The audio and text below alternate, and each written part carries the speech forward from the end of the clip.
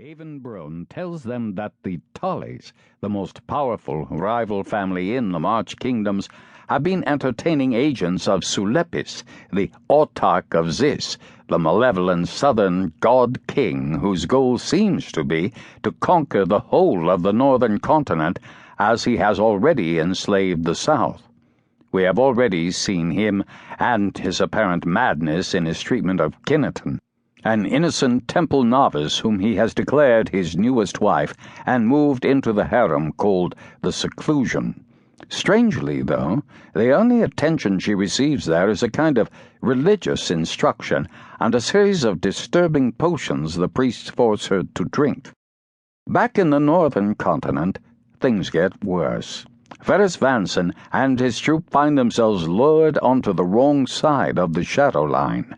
Several of the soldiers are killed by various creatures, and before they find their way back to the lands of men, Vanson sees the army that Yasamez has mustered heading for the March Kingdoms.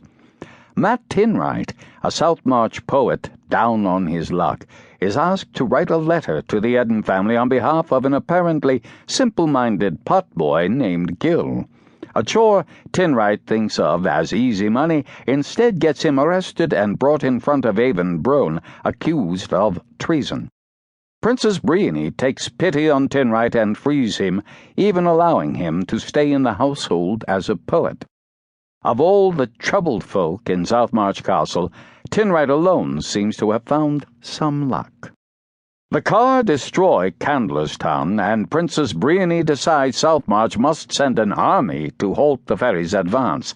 To her surprise, her brother Barrick is the first to volunteer to ride out against the Car. He has confessed to his sister that their father Olin suffers from a kind of madness that caused him to cripple Barrick some years ago, and Barrick believes he has the madness as well, so he feels he might as well risk his life defending the kingdom. Briony cannot talk him out of this, so she tasks Ferris Vanson, who has finally made his way back from beyond the Shadowline, to protect her brother at any cost. Beneath the castle in Funderling Town, the strange boy known as Flint has disappeared.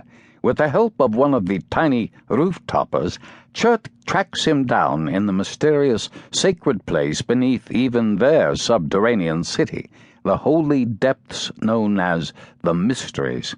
There, Flint has somehow made his way to an island in an underground lake, where stands the strange stone figure known as the Shining Man, sacred to the Funderling people.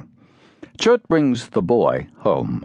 Later, with the potboy Gil, Chert will take a magical artifact the boy has brought back from the Mysteries and give it to Yasamez, the Dark Lady who leads the Car forces camped outside the castle walls. It is midwinter, and the army has gone out to fight the Car.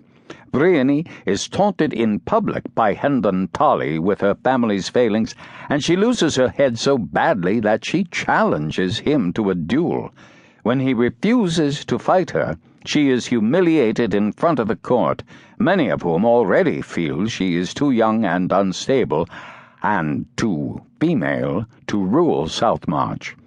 Later, when she goes to keep an appointment with her pregnant stepmother Anissa, she is surprised by the sudden appearance of Chavin the physician, who has been missing from the castle for some time.